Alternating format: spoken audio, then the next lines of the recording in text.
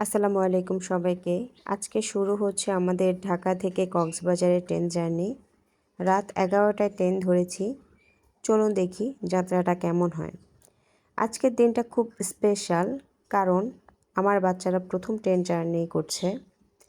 আপনাদের সাথে আজকের পুরো ট্রেন জার্নির এক্সপিরিয়েন্সটা শেয়ার করব। চলুন শুরু করা যাক। আমরা স্টেশনে পৌঁছে গেছিলাম 10টার মধ্যে। এখানে ট্রেনের জন্য ওয়েট করছিলাম। আমি আমার ছেলেকে জিজ্ঞেস করছিলাম যে বাবা কোথায় যাচ্ছ? সে আমাকে বলল কক্সবাজারে যাচ্ছে।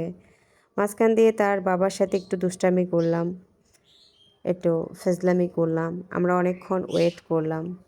অনেকক্ষণ ওয়েট করার পর আমরা ট্রেন যেখানে ছিল আমরা ওখানে যাচ্ছিলাম। ওখানে ব্যাগ বাচ্চা টাচ্চা নিয়ে সব সাবধানে আমরা ওখানে যাচ্ছিলাম যে আমরা ট্রেনে বসবো। আমরা যে বগিতে পড়ছি বগিটি খুঁজছিলাম। খোঁজার পরে লাস্ট মোমেন্ট আমরা ট্রেনে উঠলাম। আমাদের বগিটি খুঁজে পেলাম, আমরা উঠলাম।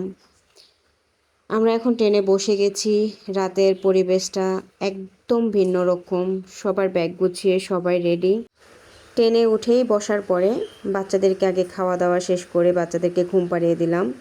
তারপরে ট্রেনের যে বাইরের দৃশ্যটা আসলেই অসাধারণ। ট্রেন জার্নিটা আসলেই খুব সুন্দর।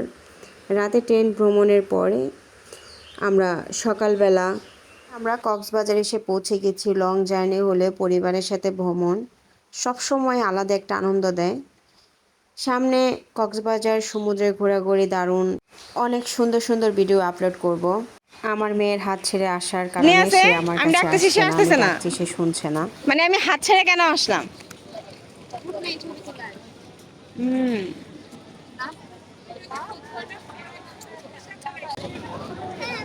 জুনাইরা আসো।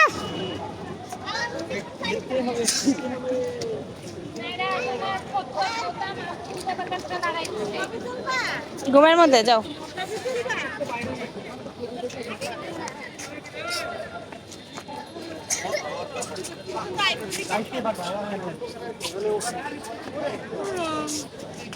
আবার আসুক যা দরকার।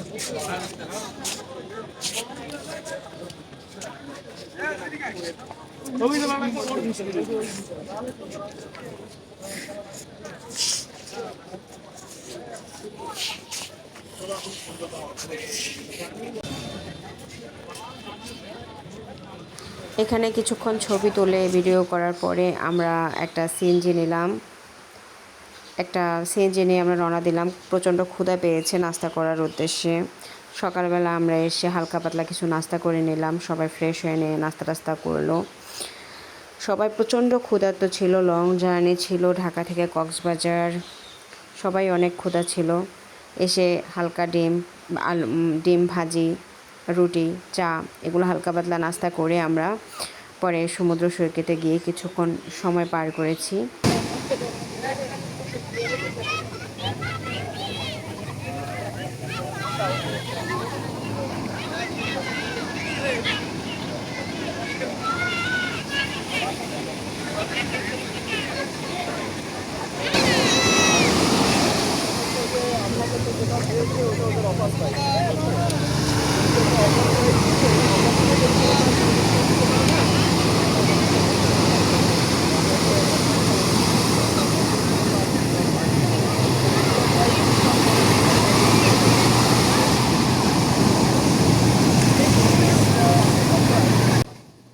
পার করে তারপরে আমরা হোটেলে চলে গেছি।